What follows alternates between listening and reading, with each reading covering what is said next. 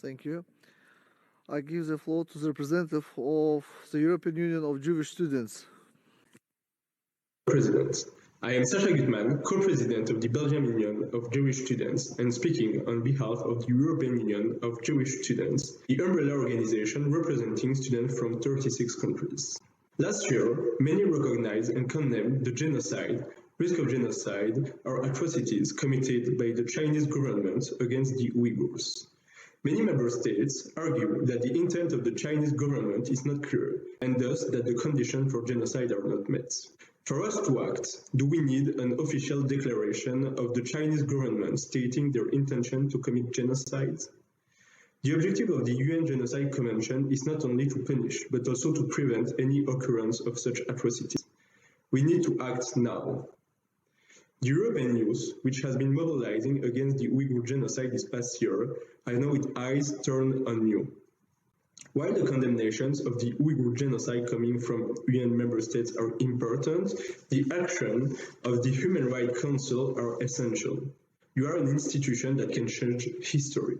It is time for the Human Rights Council to take an active stance against the genocide by sending an independent fact-finding. Point of order by the delegation of China.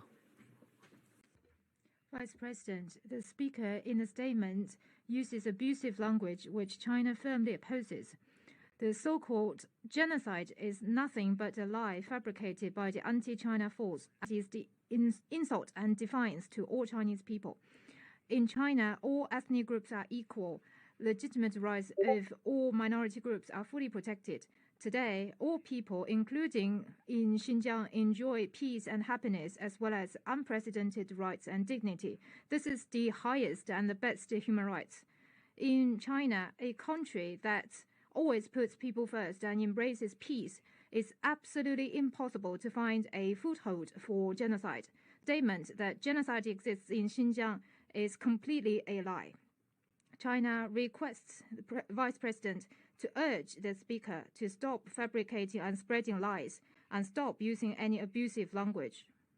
Thank you, Vice President. Thank you.